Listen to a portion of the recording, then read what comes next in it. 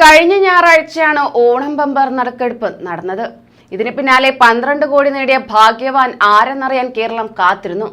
എന്നാൽ കാണുവാൻ കഴിഞ്ഞത് ഊഹാപോഹങ്ങളുടെയും ആശങ്കകളുടെയും വാർത്തകളായിരുന്നു.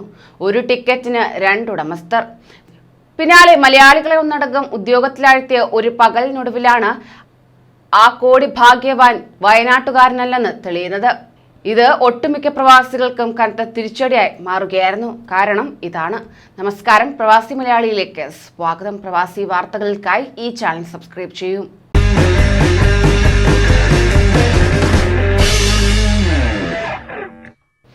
ഓണം ബമ്പർ ഭാഗ്യക്കുറിയുടെ 12 കോടി രൂപ അടിച്ചതാർക്കെന്ന അന്വേഷണത്തിനിടെയാണ് ദുബായിൽ ഹോട്ടൽ ജീവനക്കാരനായ പനമരം സ്വദേശി സൈതലവി അവകാശവാദം ഉന്നയിച്ചുകൊണ്ട് രംഗത്തെത്തിയത്.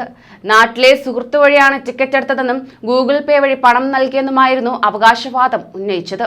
എന്നാൽ ഓണം ബമ്പർ അടിച്ചുവെന്നറിയിച്ച് സൈതലവിക്ക് ലോട്ടറി ടിക്കറ്റ് വാട്സാപ്പിൽ അയച്ച് തമാശയ്ക്കായിരുന്നുവെന്ന് സുഹൃത്ത് അഹമ്മദ് വ്യക്തമാക്കി. സൈതലവിക്ക് ലോട്ടറി വാങ്ങി നൽകിയിട്ടില്ലെന്നും ഒന്നാം സമ്മാനമായ 12 കോടി രൂപയുടെ ടിക്കറ്റ് തന്റെ കയ്യിൽ ഇല്ലെന്നും അഹമ്മദ് പറയുകയായിരുന്നു. ഒരാൾ സമൂഹമാധ്യമത്തിൽ ഇട്ട ടിക്കറ്റിന്റെ പടം സൈതലവിക്ക് അയച്ചു കൊടുത്തതാണ്. സുഹൃത്ത് വഴി ടിക്കറ്റ് എടുത്തെന്ന് സൈതലവി നുണ പറയുകയായിരുന്നുവെന്നും അഹമ്മദ് വ്യക്തമാക്കി. എന്നാൽ ടിക്കറ്റ് എടുക്കാൻ അഹമ്മദിന് പണം നൽകിയതിന് തെളിവുണ്ടെന്ന് സൈതലവി പറയുകയുണ്ടായി. ടിക്കറ്റ് എടുത്ത ശേഷം ആദ്യം അയച്ച മെസ്സേജ് ഡിലീറ്റ് ആയി പോയിരുന്നു.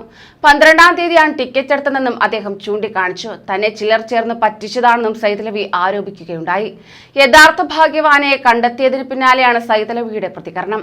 അതേസമയം ദുബായിൽ ഹോട്ടൽ ജീവനക്കാരനായ വയനാട് സ്വദേശിയായ സൈതലവി പതിവായി ലോട്ടറി ടിക്കറ്റ് എടുക്കാറുണ്ടായിരുന്നുവെന്നും അടുത്ത ബന്ധുവായ ഒരാൾ സമ്മാനം ലഭിച്ചതായി അറിയിച്ചുവെന്നും പറഞ്ഞിരുന്നു. അതിനാൽ തന്നെ കുറ്റക്കാർക്കെതിരെ നിയമ നടപടി സ്വീകരിക്കുന്ന കാര്യം ആലോചിക്കുന്നതായി സൈതലവിയുടെ സഹപ്രവർത്തകനും സുഹൃത്തുമായ ബഷീർ പറഞ്ഞു. വ്യാജ ലോട്ടറി ടിക്കറ്റ് ഉണ്ടാക്കി ആളുകളെ പറ്റിച്ച കാര്യം പരാതിയിൽ ഉൾപ്പെടുത്തുന്നതായിരിക്കും. ഇത്തരത്തിൽ പ്രവാസികൾക്കടക്കം ഒട്ടേറെ പേർക്ക് വ്യാജ ടിക്കറ്റ് ലഭിച്ചിരുന്നതായും ബഷീർ ചൂണ്ടിക്കാണിച്ചു. കൂട്ടത്തിലൊരാളെ ഇത്തരത്തിൽ പറ്റിച്ചതിൽ വിഷമമുണ്ട്. ഇത് ക്രൂരമായി പോയി. ഒപ്പമുണ്ടായിരുന്ന ഒരാൾക്ക് ഈ ഭാഗ്യം ലഭിച്ചെന്ന് കേട്ടപ്പോൾ സന്തോഷം തോന്നിയെന്നും ബഷീർ ഒരു മാധ്യമത്തോട് വ്യക്തമാക്കി. അതോടൊപ്പം തന്നെ തിരുവോണം ബമ്പർ സമ്മാനം കിട്ടിയത് എറണാകുളം മരട് സ്വദേശിയും ഓട്ടോ ഡ്രൈവറുമായ ജയപാലനാണ്. കൂടുതൽ പ്രവാസി വാർത്തകൾക്കായി ഈ ചാനൽ സബ്സ്ക്രൈബ് ചെയ്യൂ.